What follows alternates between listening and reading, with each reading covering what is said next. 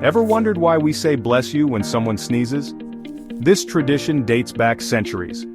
One theory comes from the Middle Ages when people believed sneezing could expel your soul or let evil spirits into your body.